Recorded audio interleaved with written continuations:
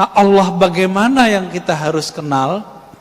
Untuk ridha kepada Allah, maka harus kenal dengan dua sifat Allah. Qudrah, iradah. Masih ingat? Ya. Qudrah, apa arti qudrah? Kekuasaan. Iradah, kehendak. Nah, coba lihat Pak. Allah itu berkuasa melakukan apa saja dan berkeinginan sesukanya. Bahkan Allah itu beriradah, berkehendak buat orang mukmin, buat orang kafir. Jadi kafir mukmin itu kehendak Allah, tapi Allah belum tentu ridho kepada orang yang kafir. Saya mau tanya nih, adakah di dunia sesuatu terjadi tanpa izin Allah? Tidak ada. Berarti orang maksiat izin Allah enggak? Izin Allah enggak? Serius? Yakin enggak Pak? Namrud itu izin Allah atau bukan? Fir'aun? Enggak ya? Kalau bukan izin Allah, izin siapa dong? Ya? Emang ada Allah selain Allah? Ada Tuhan selain Allah? Enggak kan? Karena tiada Tuhan yang mencipta, yang berkehendak kecuali kehendak Allah. Maka ahlu sunnah wal jamaah mengatakan tidak semua yang Allah kehendaki itu diridhoinya. Itu sebabnya doanya ahli zikir, waridhaka matlubi. Ya Allah, yang kami cari ridhamu. Kalau di doa yang sering kita baca, Allahumma inna nas'aluka ridhaka wal jannah. Kami meminta ridhamu dan surga. Enak juga ya, minta ridho sama surga. Dalam hal ini Bapak Saudara makan Allah, kalau kita sudah ngelihat nih keadaan begini, maka di banyak tempat saya nanya, COVID ini kehendak Allah atau bukan? Kehendak Allah atau bukan?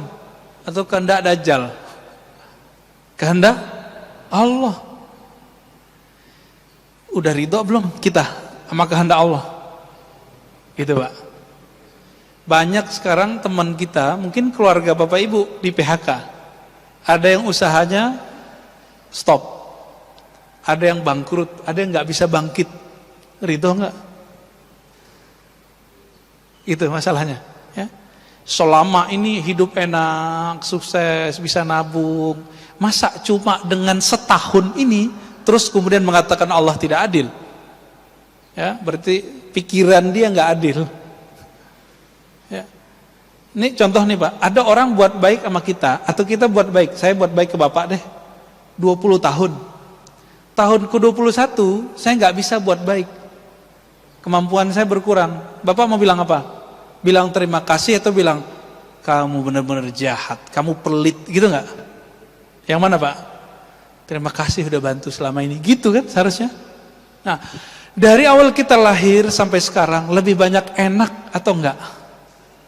Lebih banyak enak. Syukur enggak? Syukur. Sekarang dikasih COVID, ridho enggak? Ridho. Mudah Pak dilafazkan. Ini makrifatnya begitu, ngasih makrifatnya begitu. Tinggal nanti dizikirkan. Apa zikir supaya dapat ridho, menjadi hamba yang ridho? Ternyata zikir-zikir yang kita sudah hafal dari kecil itu makomnya tinggi kalau dimaknai. Tapi kalau nggak dimaknai ya sama kayak burung beo. Burung beo baca la ilaha illallah dapat pahala nggak? Handphone kita baca Quran 1 juz masuk surga nggak Pak? Enggak ya? Diputar tuh di YouTube la ilaha illallah 70.000 kali. Muter Pak dia 70.000 kali. Apakah dengan begitu YouTube masuk surga? Kan enggak. Terus apa yang membedakan bacaan kita dengan handphone dengan burung beo? Hanya satu. Burung beo membaca meniru. Sedangkan manusia, apakah dia baca meniru atau baca dengan ma'rifat? Dengan memahami dengan baik. Apa yang sering dibaca? Raditu billahi rabba wa bil islami dina wa bi Muhammadin nabiyya. Sudah hafal kan itu?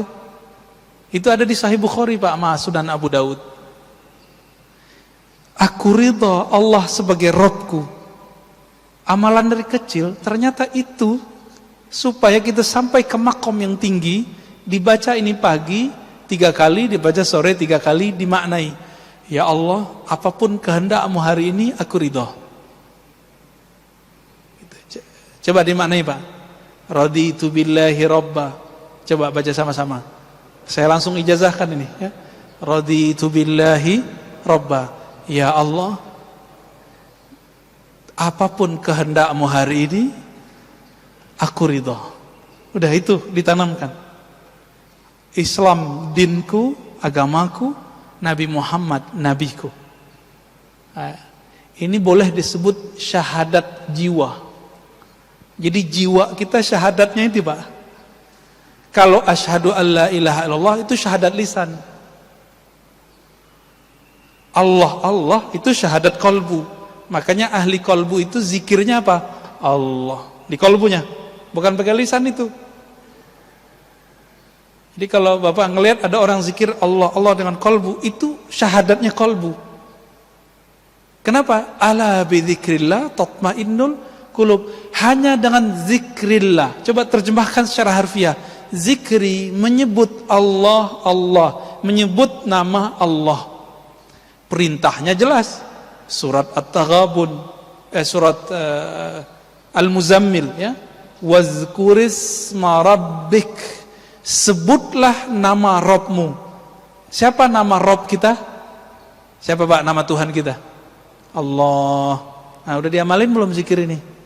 Ini zikir diturunkan perintahnya surat kedua setelah Iqra. Ini kan ulama ahli tafsir berbeda pendapat.